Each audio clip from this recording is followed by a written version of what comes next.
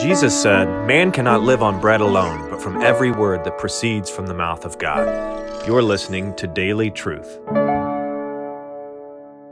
There is salvation and the objective terms by which it comes, by grace alone, through faith alone, in Christ alone. But then there is the assurance of salvation. And with that, we might say, the assurance of forgiveness of sins, the assurance of pardon. And this does not come by grace alone, through faith alone, in Christ alone. This comes as we work. Now we know, according to Philippians, that it is God who works in us that which is good and pleasing in His sight. So all the work is still ultimately God's, but there is God's work for us, justification, Jesus Christ, but then there is God's work through us, sanctification, pursuing the assurance of salvation. So God's work for us, Jesus' work. His life, His death, His resurrection. And that's where forgiveness comes from objectively. But there's God's work through us, not in justification, but in sanctification, as we work out our salvation with fear and trembling, knowing, right, we always cut the verse short, it's Philippians, work out your salvation with fear and trembling.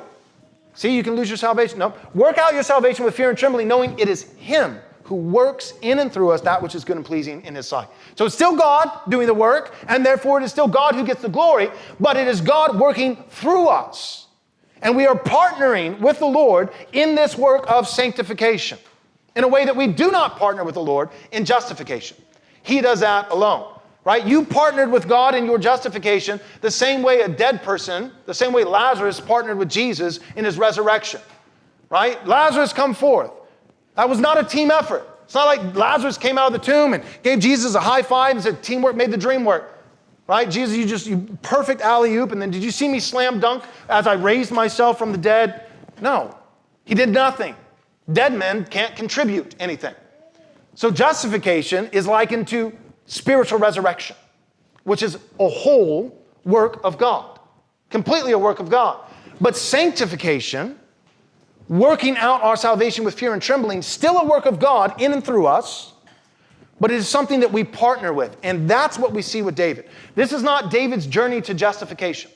This is David's journey in sanctification after having sinned egregiously, not trying to somehow merit the forgiveness of God, but rather trying to come to a place of being once again confident of the salvation he's freely received by grace through faith in Christ. And we need to listen up. We need to learn this lesson. Because although all of you here today who have faith in the Lord Jesus, you objectively have every ounce of forgiveness you'll ever need for every sin you've already committed and every sin you will. Although you've already been forgiven, that does not mean that you always feel forgiven. Now, one of the reasons that we don't always feel forgiven, there's the finitude aspect, right? Part of it is our fallenness, our sinfulness, but part of it is our finitude. The fact that we are creatures, not just sinful, but simply creatures. That even if sin never entered the world, we would still not be creators, but rather we would be creatures. We are finite. And one of the aspects of our finitude is in our knowing. God is omniscient. He knows all things. You and I are not. We do not know the future with perfect certainty. The only aspects of the future, I guess, that we do know with perfect certainty are those things that God has promised in His Word. Apart from that, we do not know the future with perfect certainty. So, the point is, when you sin, it's news to you. You are surprised by your sin. This is new information.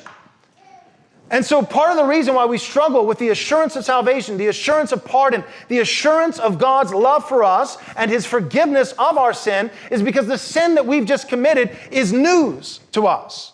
It may have caught us by surprise. Now, even that is an indictment of sorts, because what it ultimately conveys is that we humored ourselves to be a bit more righteous than we actually were. But the point is, your sin is new information to you. And so you're recalibrating. You're rethinking. Does God really love me? I mean, how could He after blank? Whereas from God's perspective, before the foundations of the world were laid, knowing everything you would ever do, both good and bad, He chose you in Christ Jesus, in the Beloved, to the praise of His glorious grace, Ephesians 1. So this isn't news to God. But because you're finite, not just because you're fallen, but because you're finite creatures, it is news to you. You're not omniscient. And so you're rethinking, you're not trying to get re-forgiven. You're already forgiven. But what you're trying to do is you're trying to come back to a place of confidence in God's forgiveness. That's what's going on with David. I hope you enjoyed this video. If so, would you consider supporting this ministry by giving a donation of any amount? You can do so by going to our website, rightresponseministries.com. Let's be frank.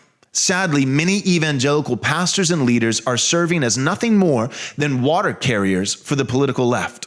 Just as those in the political left hate you, just like those corporations that are left-leaning hate you, these pastors and evangelical leaders hate you. I know that's a strong statement to make. I'm aware of that, but it's true. They don't care about your personal liberty. They don't care about your freedom. They want you to love your neighbor at the expense of biblical truth, even if it means bearing false witness.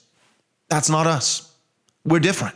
We're not the only ones. I don't want to be arrogant. God has reserved a remnant for himself in this time, as he has all other ages and all other places, but they are few and far between. It's called a remnant for a reason. We need your help. We want to stand up to tyranny. We want to stand up to this new left totalitarian regime. We want to defend Christians and people, the salt of the earth, who love America and who love God's word. But we can't do it without your help. If you're not prepared or able to give a financial gift, one way that you can support this ministry is by simply subscribing to our YouTube channel and clicking the bell so that you'll be notified as we come out with new content. You can also help us by sharing our content on all your social media platforms so that more people can hear the truth of God's word with courage and fidelity. Thanks for tuning in. God bless.